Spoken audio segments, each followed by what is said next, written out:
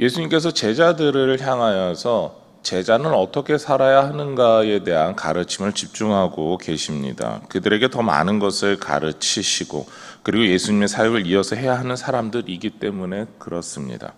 오늘 말씀에서도 제자들에게 집중해서 가르치셨던 내용이 나오고 있죠. 28절 말씀을 보게 되면 집에 들어가심에 제자들이 조용히 묻자오되 우리는 어찌하여 능히 그 귀신을 쫓아내지 못하였나이까. 제자들은 예수님과 따로 있는 시간에 그들 함께 할 수 있는 시간에 예수님에게 물어봅니다. 우리들은 왜 귀신을 쫓아내지 못하였을까요?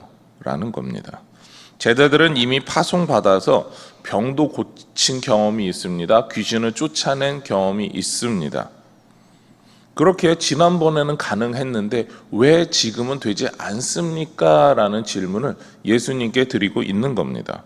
그리고 오늘 이 질문에 대한 답을 통해서 제자가 하는 기도에 대해서 우리는 같이 생각해 보고자 합니다.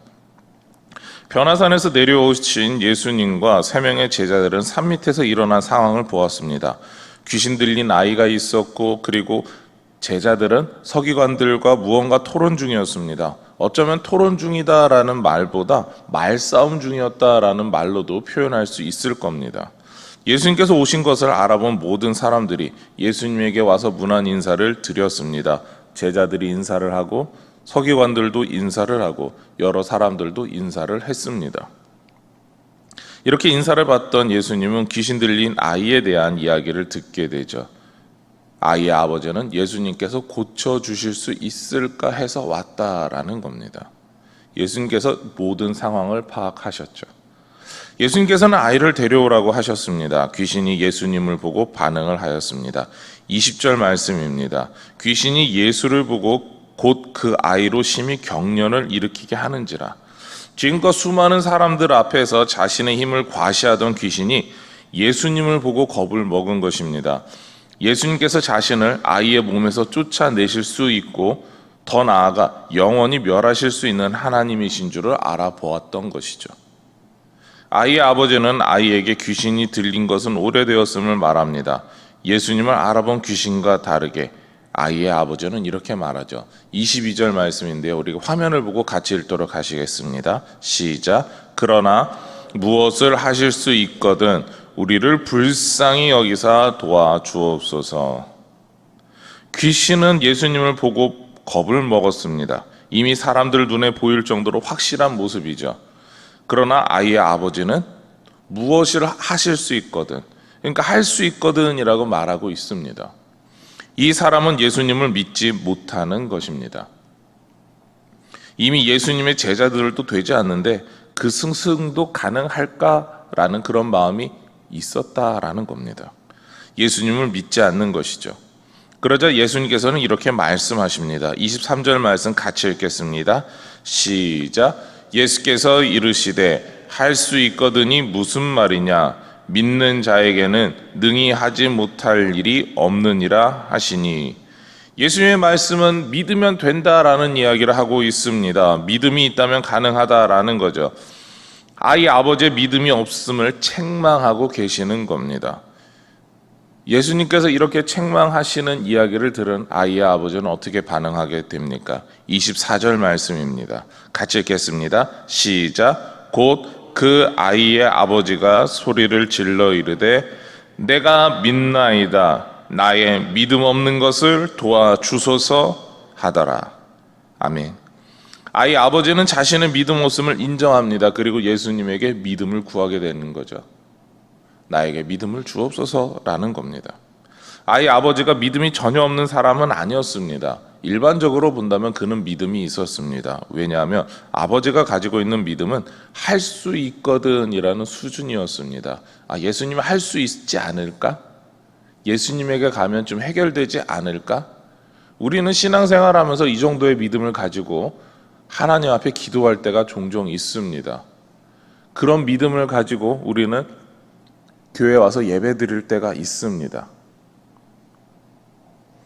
바로 이렇게 상당히 흐릿한 수준의 믿음을 우리도 종종 갖고 있을 때가 있습니다. 어쩌면 되지 않을까? 기도했는데. 혹은 안 되면 말고 라는 식으로 여러분들은 기도할 때가 있지 않습니까? 바로 이 아이의 아버지가 그러했다라는 겁니다. 주님께서 이렇게 흐릿한 믿음을 혼내신 겁니다. 대신 분명하고 확실한 믿음을 갖기 원하셨습니다. 바로 믿음의 농도가 흐릿한 게 아니라 짙은 사람이 되기를 원하셨던 것이죠. 어쩌면 원액과 같은 믿음이다라고 표현하는 것이 좋을 것 같습니다. 그렇게까지 진하고 누가 봐도 믿음이 확실하게 확연하게 드러나기를 원하셨다라는 겁니다. 예수님께서 원하시는 믿음은 믿음의 기간이나 믿음을 위한 그릇의 크기를 먼저 말씀하시지 않는다라는 겁니다. 믿음의 농도가 짙은 상태이기를 원하신다라는 것이죠. 농도가 짙은 원액과 같은 믿음은 다른 것이 섞이지 않은 순수한 상태의 믿음을 말한다라고 볼 수 있습니다. 예수님께서는 그런 믿음을 원하셨습니다. 왜냐하면 그런 믿음은 오직 우리 예수님만, 주님만 믿기 때문입니다. 그래서 이렇게 고백할 수 있을 겁니다. 주님만 가능하다. 주님은 할 수 있다. 주님께서 할 수 없는 것은 없다라고 고백하는 믿음이라는 겁니다. 의심이나 불안은 조금도 섞이지도 않고 묻어나지도 않는 100% 농축 원액과 같은 믿음. 그것을 주님께서는 이야기하고 계시는 겁니다. 그런 믿음이 있다면, 그런 믿음이 겨자씨 하나만큼만 있다면 이 산을 들어서 저 바다로 던져지게 되기를 원한다라고 고백할 수 있고 그것이 실제로 된다라는 겁니다. 여러분의 믿음은 이렇게 진하다라고 할 수 있으신지요?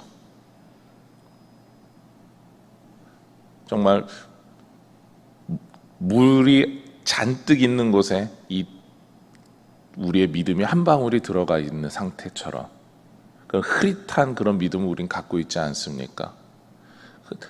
흔히 이렇게 표현하죠. 술에 물을 탔는지 물에 술 탔는지 전혀 알 수 없는 상태.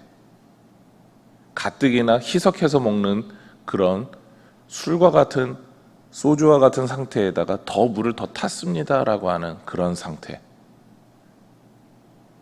여러분의 믿음은 그렇지 않습니까?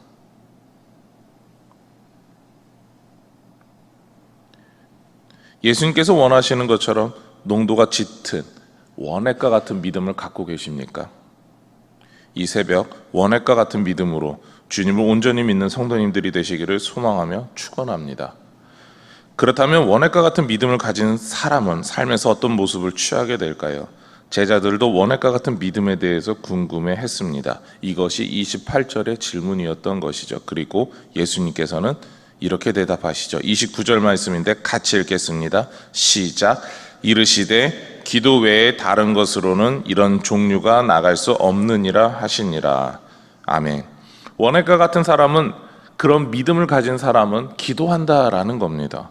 기도한다고 하는 것은 내 힘과 내 뜻과 내 방법으로 할 수 없음을 고백하는 그러한 믿음을 뜻합니다. 오직 우리 주님께서 하셔야만 가능하다라고 고백하는 믿음인 것이죠. 주님만을 의지하는 믿음입니다. 우리가 살아가면서 많은 일을 만나게 되죠. 그때 우리가 취하는 태도는 하나님의 뜻이 무엇인가에 대해서 고민하지 않습니다. 먼저 내 뜻과 내 방법을 통해서 답을 내놓습니다. 하나님을 믿는다라고 이야기하면서 우리는 먼저 내 뜻과 내 생각과 내 방법이 이러하니까 하나님께서 들어주시면 되지 않겠습니까? 라고 말합니다. 이것이 믿음이 아니다라는 겁니다. 주님께서 무엇을 하실지, 주님께서 어떻게 하실지에 대한 관심을 갖고 생각을 갖는 것이 믿음이다라는 겁니다. 우리의 기도 내용은 이렇지 않습니까? 이렇게 하기를 원하니까 하나님께서는 결제 서류에 도장만 찍고 물품과 사람을 제가 원하는 그 때와 장소에 맞게 보내주시면 됩니다라는 형식으로 기도할 때가 얼마나 많습니까?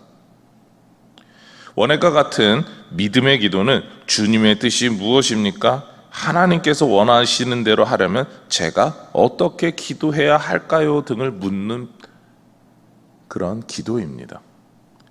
주님의 뜻을 구하는 기도이고 주님께서 원하는 대로 하겠다라고 엎드리는 기도입니다. 전적으로 믿고 의지하고 주님만 의탁하는 기도입니다. 여러분의 기도는 어떠하십니까? 믿음의 기도이십니까? 원액과 같이 믿는 믿음의 기도이십니까? 아니면 다른 무언가가 잔뜩 묻어있는, 섞여있는 믿음을 여러분들은 보이고 계십니까? 예수님께서 제자들에게 말씀하시는 기도가 이와 같습니다. 주님께 맡기고 주님의 뜻대로 행하겠다고 겸손하게 의지하는 기도를 하기를 원하신다라는 겁니다. 그리고 우리의 기도가 이와 같아야 합니다. 이것이 믿음을 고백하는 기도입니다. 예수님께서는 원액과 같은 믿음을 우리가 갖고 있기를 원하십니다. 그리고 원액과 같은 믿음을 주님께 드리고 그리고 주님께 모든 것을 맡기는 기도하는 사람이 되기를 원하십니다. 오늘 그런 기도를 들으시는 믿음의 사람이 되기를 소망하며 축원합니다. 아멘. 우리 화면을 보시고 기도의 제목 같이 읽도록 하시겠습니다. 주님만이 하실 수 있음을 고백하는 믿음을 주옵소서. 우리의 기도를 통해 믿음을 고백하게 하옵소서. 아멘. 기도하시겠습니다. 하나님, 우리 가운데 원액과 같은 믿음을 주옵소서. 다른 것이 섞이지 않은 주님만 믿는 그 믿음이 우리 가운데 있게 하여 주시옵소서. 내 뜻과 내 생각과 다른 무엇을 섞어서 주님의 뜻을 희석하는 어리석음이 우리에게 있지 않게 하여 주시고, 우리가 주님을 믿는 그 믿음으로 그 믿음을 갖고 기도하는, 정말 주님을 사랑하는, 주님만 의지하는, 우리의 모든 삶을 맡기는 그런 믿음의 사람이 되게 하여 주시옵소서. 이 모든 것 예수님의 이름으로 기도드립니다. 아멘.